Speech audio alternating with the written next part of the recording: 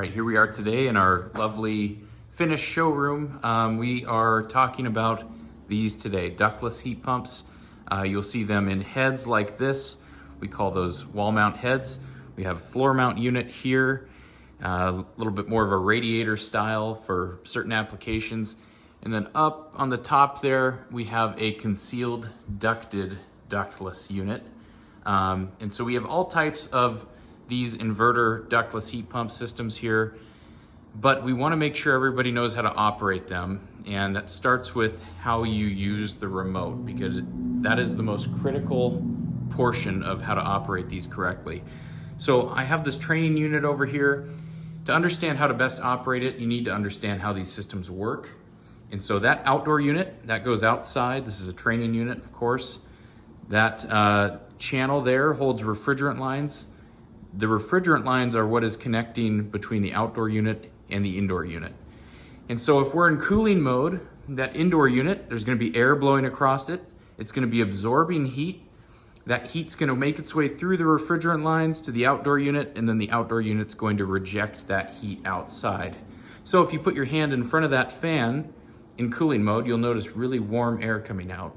And that's the heat that's inside your building going outside, being rejected. Now, if we're in heating mode, that outdoor unit is going to be absorbing latent heat that's in the outdoor air, even though it's cold outside. It'll be absorbing heat, sending hot refrigerant to this head where it will blow across that coil and it will heat the space inside. So, the biggest point that I have here is that head will only produce heating or cooling if it has air blowing across it.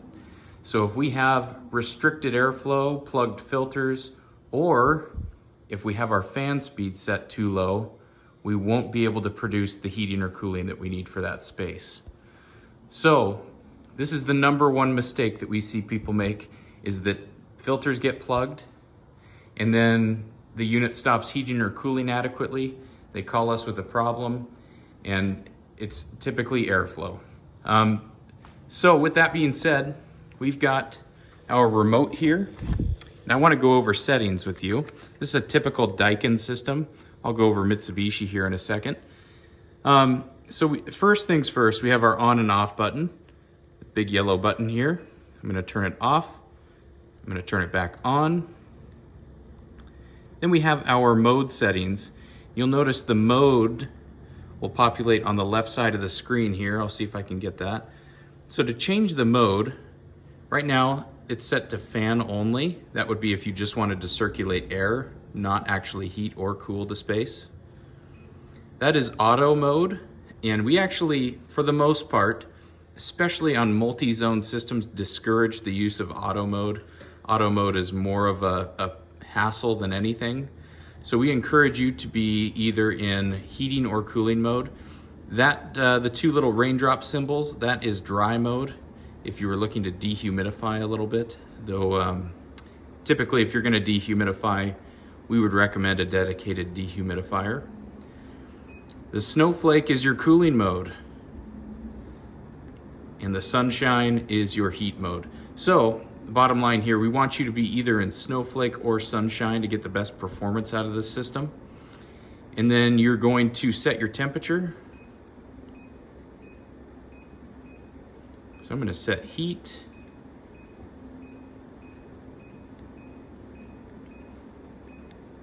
It's a little warm in here already.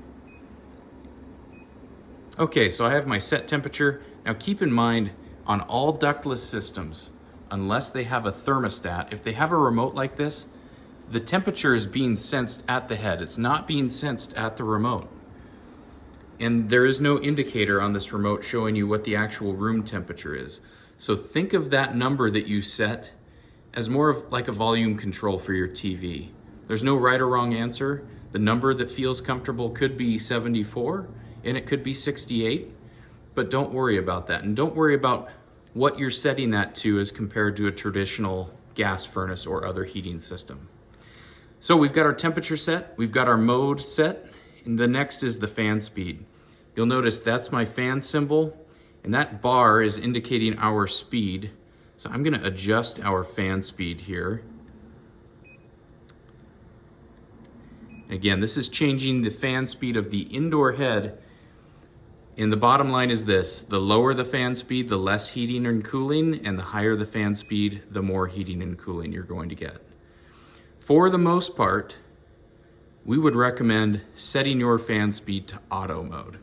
Auto mode means that it's going to vary the amount of airflow running through that head based on how quickly it's heating or cooling the room. So it's kind of like putting your system on cruise control. It's just going to drive itself, and it's going to optimize based on what the room actually needs. So for the most part, we encourage auto mode. However, if you are in a position where maybe you're in a bedroom and you want it to be quiet, you want to quiet everything down, then you can either select a quiet mode or drop your fan speed down to a low setting. And then also, you know, there are going to be times in the year where we have extreme heat and extreme cold, and you may need to get a little bit more oomph out of the system. And at that point, you may want to put the fan speed into max. I forgot to show the Mitsubishi remote, so I'm circling back to that. But this is the Mitsubishi remote, or typical for Mitsubishi. This remote in particular can be pretty daunting. There's a lot going on here. And what I like to do is just move this slider up and tell people to focus on these buttons only. And really there's only a few that you really need to focus on. So the number one thing here, off on button. If you're off, your screen will be blank. If you are on, your screen will populate. Your mode button is here, and instead of like the Daikin remotes, your modes are on the left-hand side.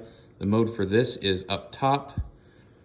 That is our auto mode. That is the mode that we discourage you from using. It does have its place in some applications, but for the most part, we encourage either the snowflake there, which looks a little bit different than the Daikin snowflake, or dry mode, that is a drop of water there, or sunshine, which is heat.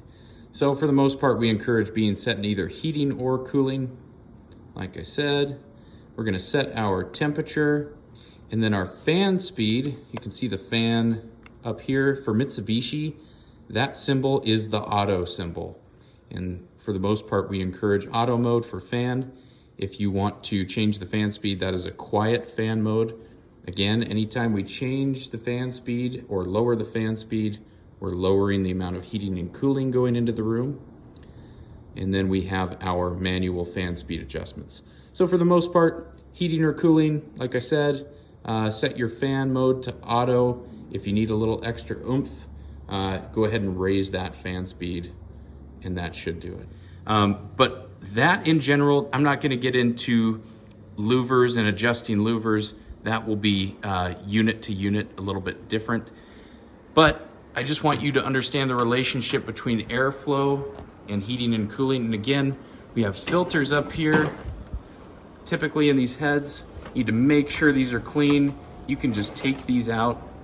You can vacuum them. You can rinse them in your sink and throw them right back in. But we do not want these filters getting dirty and then this coil getting dirty, because this is what's doing the work to heat and cool your space.